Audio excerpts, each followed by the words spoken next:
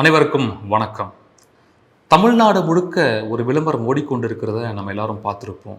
என்ன அப்படின்னு பார்த்தீங்கன்னா, 8,66,722 குடும்பங்களுக்கு நாங்கள் வீடு கட்டி கொடுத்துருக்கோம் அப்படின்னு சொல்லிட்டு திமுக அரசு பெருமிதமாக விளம்பரப்படுத்துறத நம்மளால் பார்க்க முடியுது. உண்மையிலேயே அவங்க சொன்ன மாதிரி 8,66 லட்சம் குடும்பத்திற்கு வீடு கட்டி கொடுத்துருக்காங்களா, அல்லது இது வெறும் அரசியல் விளையாட்டா அப்படிங்கிறத முழுமையாக இந்த வீடியோ நம்ம டீகோட் பண்ண போகிறோம். அது மட்டும் இல்லாமல் அந்த எண்களுக்கு பின்னாடி இருக்கக்கூடிய உண்மைகளை என்ன அப்படிங்கிறதையும் தெளிவாக நம்ம பார்க்கலாம் வாங்க.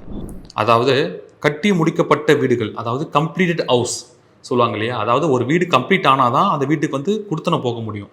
அந்த ஸ்டேட்டஸில் இருக்கக்கூடிய வீடுகளுடைய பர்சன்டேஜ் எவ்வளோ அப்படின்னு பார்த்தீங்கன்னா வெறும் 28.84% மட்டும்தான். அது மட்டுமா அப்படின்னா கிடையாது. என்னெல்லாம் ஆட் பண்ணியிருக்காங்கன்னு பார்த்தீங்கன்னா, இன்னும் கட்டி கொண்டிருக்கக்கூடிய வீடுகள், அதாவது அண்டர் கன்ஸ்ட்ரக்ஷனில் இருக்கக்கூடிய வீடுகள் எவ்வளோ பார்த்தீங்கன்னா 34.61%. அதுக்கப்புறம் அப்ரூவ்டு ஹவுசஸ், அதாவது அனுமதி பெற்ற வீடுகள் எத்தனை அப்படின்னு பார்த்தீங்கன்னா 23.8% மட்டும்தான். கடைசியில் இருக்கக்கூடியது தான் ட்விஸ்ட்டு. என்னன்னு பார்த்தீங்கன்னா சப்சிடி மற்றும் லேண்ட் பட்டா, இதை கூட ஆட் பண்ணியிருக்காங்க இந்த கவுண்டிங்கில். அது எவ்வளோ இருக்குன்னு பார்த்தீங்கன்னா 13.47%. ஸோ இது எல்லாத்தையும் சேர்த்து தான் இந்த திமுக அரசு என்ன சொல்லியிருக்காங்கன்னு பார்த்தீங்கன்னா, நாங்கள் 8.66 லட்சம் வீடுகள் கட்டி கொடுத்துருக்கோம் அப்படின்னு சொல்லி ஒரு பொய்யான விளம்பரத்தை தமிழ்நாடு முழுக்க பரவிட்டு இருக்காங்க. இதைத்தான் அரசியலில் சொல்லுவாங்க நம்பர் இன்ஃப்ளேஷன் அப்படின்னு. சரி, லேண்ட் பட்டாக்களை வீடாக காட்டும் தந்திரம். இந்த மாதிரி தந்திரம் வந்து பார்த்தீங்கன்னா திமுக அரசுக்கிட்ட மட்டும் தான் நம்ம வந்து பார்க்க முடியும். என்ன சொல்லியிருக்காங்கன்னா, நாங்கள் இது வரைக்கும் 23.56 லட்சம் பேருக்கு வந்து வீட்டு பட்டா வழங்கப்பட்டிருக்கு அப்படின்னு சொல்லியிருக்காங்க. அதாவது இந்த வீடு கொடுக்கும் ஸ்கீம் ஒன்று தனியாக இருக்குது, லேண்ட் பட்டான்றது தனியாக இருக்குது. இந்த லேண்ட் பட்டாவை எடுத்துகிட்டு வந்து எதுக்கு இவங்க வந்து இந்த வீடு ஸ்கீமில் வந்து சேர்த்துருக்காங்க அப்படின்றத கேள்விக்குறி வந்து நம்மளை அந்த விளம்பரத்தை பார்க்கும்போது நமக்கு தெரியுது இது எதனால் வந்து இதை சேர்க்கப்பட்டிருக்கு அப்படிங்கிறது. நிலப்பட்டா கொடுக்கறது மூலிமா இவங்க வீடு கட்டி கொடுத்துட்டாங்க அப்படின்னு இது ஆயிட முடியுமா அப்படின்னா கண்டிப்பாக அது ஆகாது. நிலப்பட்டா வேற, வீடு கொடுத்துருக்காங்க அப்படிங்கிறது இந்த விஷயம் வேற அப்படின்றதான் நம்ம வந்து தெளிவாக இதில் பிரித்து பார்க்க முடியுது. இது ஒரு தவறான சித்தரிப்பு அப்படிங்கிறதான் நம்ம வந்து பார்க்க முடியுது.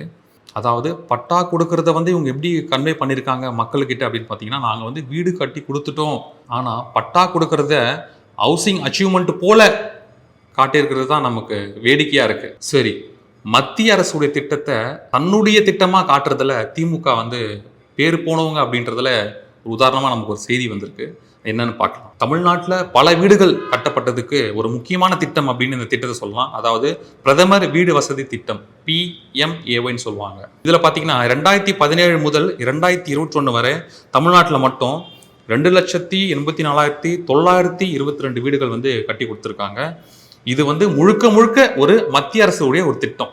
ஆனால் இந்த வீடுகளையும் மாநில அரசினுடைய சாதனை போல காட்டுவது தான் இங்கே இருக்கக்கூடிய அரசியல் தந்திரம். சரி, ஓகே, இப்போ ஒரு உண்மையான ஒரு சம்பவத்தை பார்க்கலாமா வாங்க.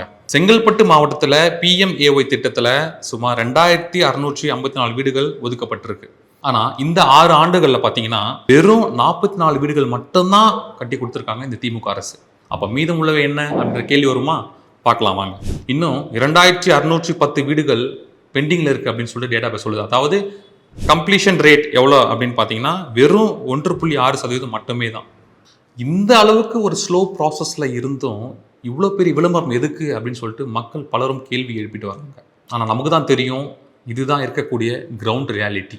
2018 சர்வே என்ன சொல்லுது அப்படின்னு பார்த்தோம் அப்படின்னா, செங்கல்பட்டு மாவட்டத்தில் மட்டும் 30,651 கச்சா வீடுகள் மாற்றப்பட வேண்டும் அப்படின்னு சொல்லியிருக்காங்க. அதாவது பொதுமக்கள் இன்னும் வீடு இல்லாமல் இருக்காங்க. அதாவது 30,651 பேருக்கு வீடு வேணும் அப்படின்ற பெரிய டிமாண்டை வந்து அவங்க சொல்லியிருக்காங்க. அவ்வளோ ஒரு டிமாண்ட் இருந்தும் அரசாங்கம் ஏன் இந்த திட்டங்களை இவ்வளோ மெதுவாக பண்ணுறாங்க அப்படிங்கிறது தான் ஒரு கேள்விக்குறியாக இருக்குது. சரி, அதிமுக ஆட்சியில் என்ன நடந்திருக்கு, திமுக ஆட்சியில் என்ன நடந்திருக்கு அப்படின்ற ஒரு கம்பேரிசன் நம்ம பார்க்கலாம். 2011 முதல் 2021 வரை அதிமுக ஆட்சியில் அந்த 10 ஆண்டுகளில் பார்த்தீங்கன்னா சுமார் 18 முதல் 20 லட்சம் வீடுகள் கட்டி கொடுத்துருக்காங்க அதிமுக அரசு. முக்கிய திட்டங்கள் என்னென்ன பார்க்கலாம். Green house scheme, PMAY implementation, slum clearance, board housing.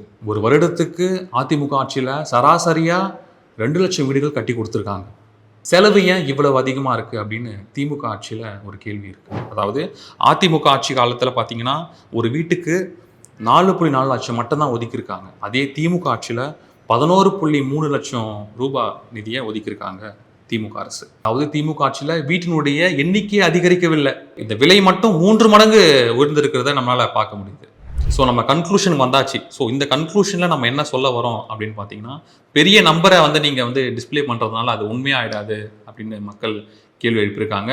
நீங்கள் ஒரு சில விஷயங்களை உள்ளடக்கி தான் இந்த கவுண்டிங்கை சொல்லியிருக்கீங்க. அதாவது completed houses, under construction houses, approved houses, subsidy, land பட்டாஸ், இது எல்லாத்தையும் சேர்த்து தான் நீங்கள் என்ன சொல்லியிருக்கீங்க, 8,66,722 குடும்பங்களுக்கு நாங்கள் வீடு கட்டி கொடுத்துட்டோம் அப்படின்னு நீங்கள் பொய்யான ஒரு விளம்பரத்தை தமிழ்நாடு முழுக்க பரவிட்டு இருக்கீங்க அப்படின்றது தான் உண்மை. இது அரசியலில் நடக்கக்கூடிய ஒரு டேட்டா மேனிப்புலேஷன் அப்படின்றத நம்ம கூர்ந்து கவனிக்கிறதுக்கு நம்ம கடமைப்பட்டிருக்கோம்.